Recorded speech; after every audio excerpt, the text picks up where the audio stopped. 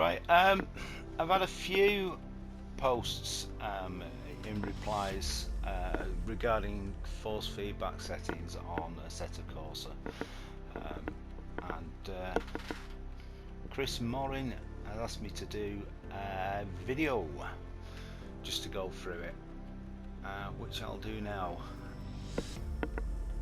So, easiest way to do this: go into single player, set yourself up on a practice or a hot lap or whatever we're doing. Hang on.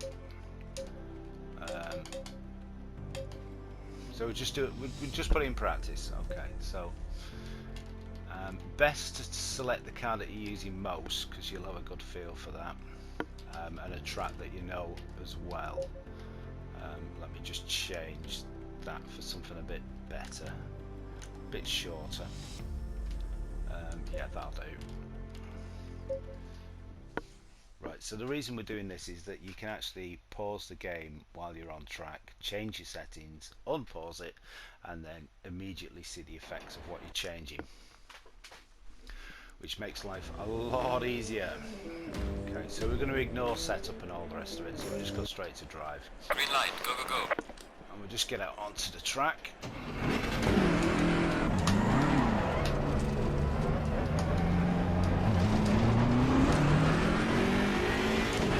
So, the thing about this is, just get a bit of heat in the tyres before we do this. And my brakes. Just hand fist it around here a bit.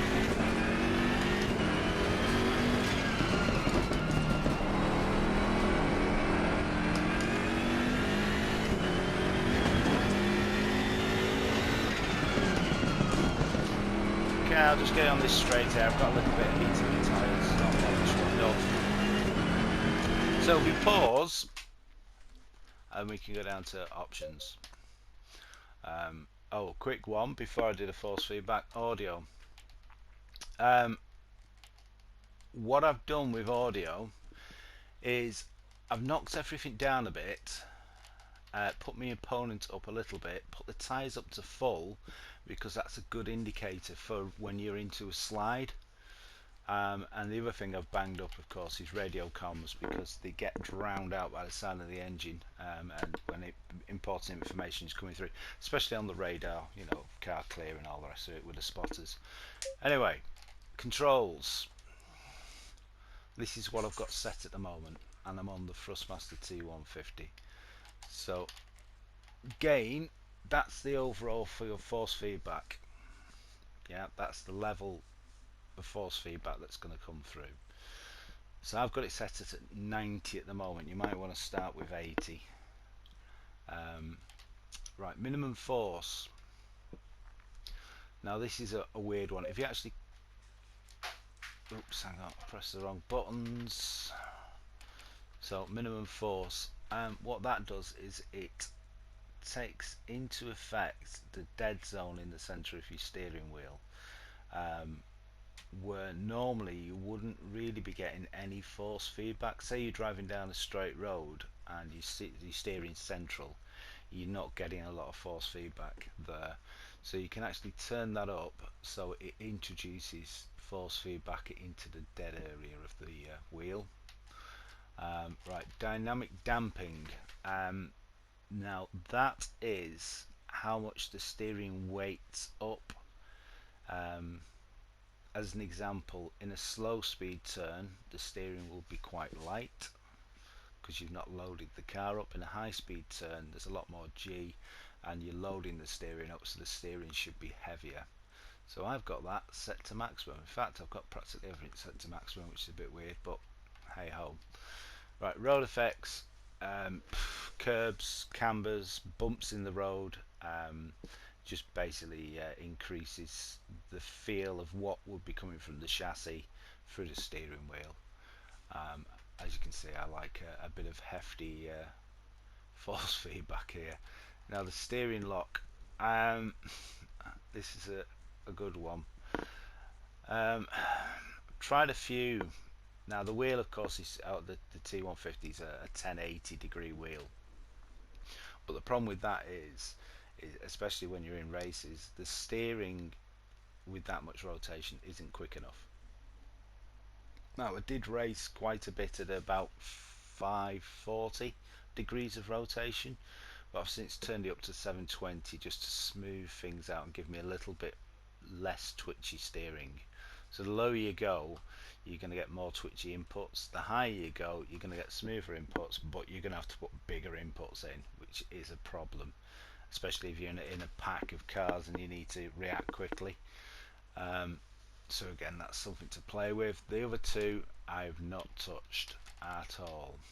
Okay, so that's what I'm using.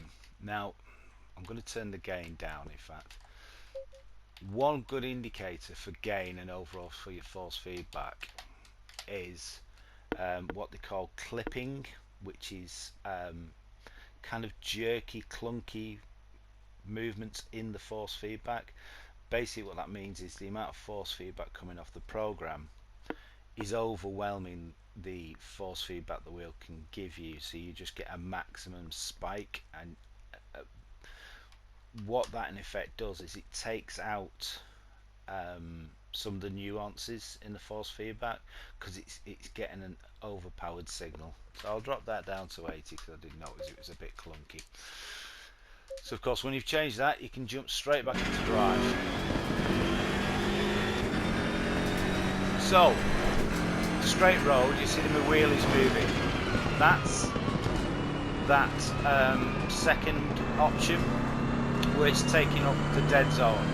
I've let go of the wheel here, you can see the wheels moving from the bumps in the road.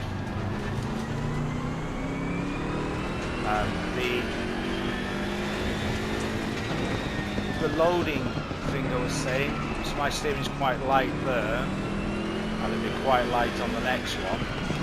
Just a second and look at it. Looked at it a bit too much.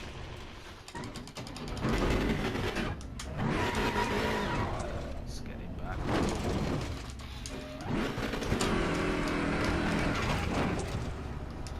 Okay, so as I'm driving along here, driving quite slowly. You can see there's movement in the wheel because of the force feedback coming back from the track, from the road. Again, when I go over the bumps, I'm getting a bit of feedback from that as well. Steering's starting to load up, the speed, and now I'm still getting bits of movement off the track. Again, when I'm braking heavy, it's starting to load up again. Loads up more as I get the G on, as I accelerate out to that bend. Slow down, drop into first. Quite a low speed corner, steering's quite light. But it's hard to make a video on force feedback. But I hope that helps and is a little bit of an explanation. Like I said, the easiest thing to do is jump into a practice lap like this, and at any time you can stop, you can go to options, and then you can change them, jump back on the track and see if it feels better or if it feels what you're expecting, which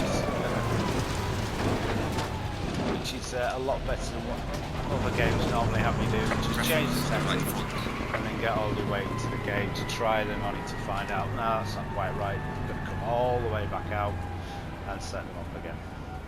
Right, anyway, thanks to Chris Morin for asking me to post this video up. I suppose it's better than me writing my settings down for the umpteenth time in different videos all over the place. Right, I'll get this posted up now. Thanks for watching and thanks for subscribing, guys. Much appreciated.